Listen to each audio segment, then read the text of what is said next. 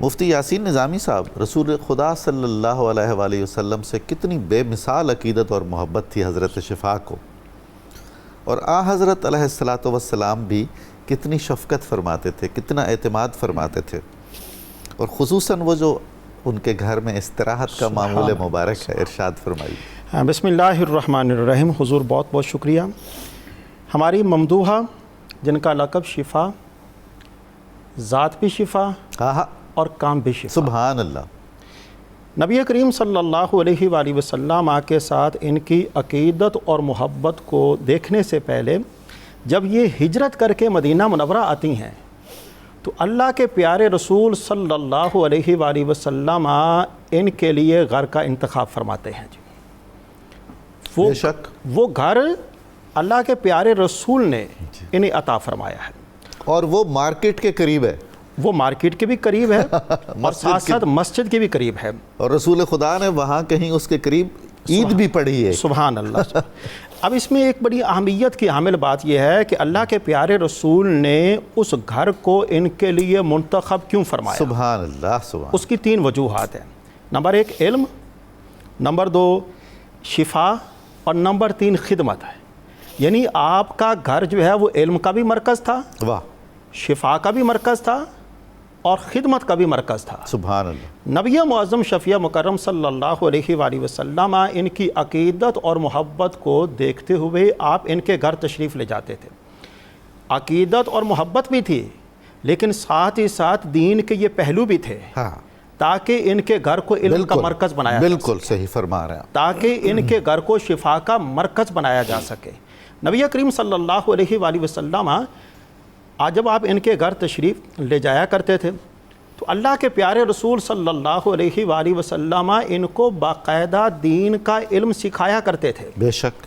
اور اسی طرح یہ جو شفا کی بات کی گئی ہے یہ تو کچھ چیزیں ہیں، لیکن اللہ کے پیارے رسول نے جو شفا کا کلی طریقہ کار اختیار فرمایا ہے اور جو اہتمام تھا وہ اللہ کے پیارے رسول نے ان کو سکھایا ہے۔ حضور والا، اس کا مطلب یہ ہوا کہ حضرت شفا کا علم ظاہری اور علم باطنی یعنی اوراد و وظائف، اس کی سند متصل ہوتی ہے براہ راست رسول خدا صلی اللہ علیہ وسلم۔ بالکل، آپ نے بالکل یہ والی بات بجا فرمائی ہے۔ دیکھیں، جب انہوں نے وہ جو دم ہے رقیۃ النملہ، جی، جب اس کا ذکر کیا، میں بھی وہ دم جو ہے وہ عرض کرنا چاہتا ہوں۔ بسم اللہ صلو صلبہ جبرن تعوذا من افواہہا فلا تضر احدا اللہم اکشف الباس اللہم اکشف الباس رب الناس۔ سبحان اللہ۔ یہ دم اللہ کے پیارے رسول کو انہوں نے پہلے سنایا ہے، واہ، اور سنانے کے بعد پھر اللہ کے پیارے حبیب نے اس کی تائید فرمائی ہے، اجازت دی ہے، اجازت عطا فرمائی ہے۔ ایسا نہیں ہے کہ انہوں نے صرف ذکر کیا ہے اور اللہ کے پیارے حبیب نے فرمایا ٹھیک ہے، نہیں، سنایا ہے باقاعدہ، سنانے کے بعد بارگاہ نبوی سے انہوں نے باقاعدہ تصدیق حاصل کی ہے، اور پھر شرف بھی ملا نا کہ حضرت حفصہ کو بھی سکھا دیجئے۔ اور جب یہ والی بات کی گئی تو اس کے بعد اللہ کے پیارے رسول صلی اللہ علیہ وآلہ وسلم فرماتے ہیں، اے شفا علمی حفصہ رقیۃ النملہ کما علمتہ الکتابہ، جس طرح کی آپ نے انہیں کتابت سکھائی ہے اسی طرح آپ یہ دم جو ہے وہ بھی آپ اسے سکھائیں۔ واہ۔ تو یہ جو میں نے ذکر کیا تھا کہ علم کا مرکز، خدمت کا مرکز، شفا کا مرکز، وہ گھر جو ہے وہ اللہ کے پیارے رسول نے ایسے منتخب نہیں فرمایا، بے شک اس کے اندر ہزارہا حکمتیں تھیں۔ اچھا، وہ گھر تو پھر صلح و صفا کا مرکز بھی بنا نا، سبحان اللہ، کیونکہ آپ فیصلے فرماتی تھیں، لوگ مسائل پوچھنے آتے تھے۔ جی دیکھیں، آپ کی ذات کے جو گوناگون اوصاف ہیں ہم تو ان کو بیان بھی نہیں کر سکتے۔ بے شک۔ آپ بہترین معالج، یعنی سوسائٹی کا ایک مفید فرد، قانونی امور کی ماہر، اور اسی طرح جج کے فرائض بھی، نفسیاتی معالج بھی، نفسیاتی معالج بھی، اور اس کے ساتھ بہترین مبصر جی، اور بہترین تجزیہ نگار۔ واقعی لوگ قانونی امور کی مشاورت کے لیے دور دراز کا سفر کر کے ان کے پاس آیا کرتے تھے، اور کاروباری امور میں، دنیاوی امور ہو، دینی علوم ہو، کاروباری علوم ہو، یہاں تک نبی کریم صلی اللہ علیہ وآلہ وسلم، آپ نے یہ بات ذکر فرمائی ہے، کاروباری معاملات اللہ کے پیارے رسول صلی اللہ علیہ وآلہ وسلم بھی کاروباری امور میں ان کے ساتھ مشاورت فرمایا کرتے تھے۔ اب ان کے ساتھ امام الانبیاء کا مشاورت کرنا یہ ان کے اوپر ان کی نگاہ عنایت بھی ہے اور نگاہ کرم بھی ہے۔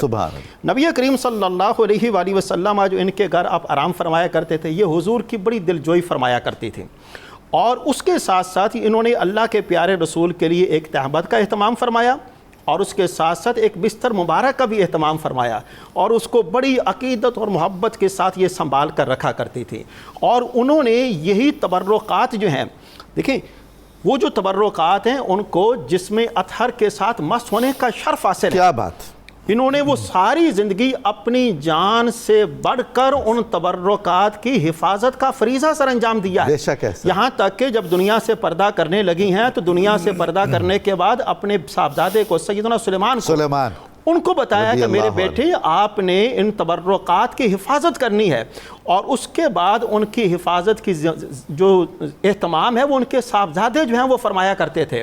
اب یہاں پر رسول اللہ صلی اللہ علیہ وآلہ وسلم کی نگاہ عنایت دیکھیے، حضور کی بدولت یہ بھی شرف صحابیت پر فائز ہوئی، اور حضور کی بدولت ان کے شوہر بھی شرف صحابیت پر فائز ہوئے، اور حضور کی بدولت ان کے دو بیٹے ہیں، ان کے دو بچی ہیں، ایک بیٹا ہے اور ایک بیٹی، اللہ پاک نے ان کو بھی حضور کی نگاہ عنایت سے شرف صحابیت کا درجہ عطا اور داماد کو بھی عطا فرمایا ہے۔ اور اسی طرح ان کے جو آگے پوتے ہیں ان کو آگے حدیث مبارکہ جو ہے روایت کرنے کا شرف وہ بھی اللہ پاک نے ان کو عطا فرمایا۔ تو کتنی اعزاز والی بات ہے، اور ہماری ممدوحہ جو ہیں ان کو اوپر اللہ کے پیارے رسول کے کتنے احسانات ہیں، اور آج وہ شخصیت ہمیشہ کی طرح ہمارے لیے وہ رول ماڈل کی حیثیت رکھتے رہیں گے، لوگ ان کی تعلیمات سے مستفید ہوتے رہیں گے، اور ان کا ذکر خیر جو ہے اسی طرح ہوتا رہے گا۔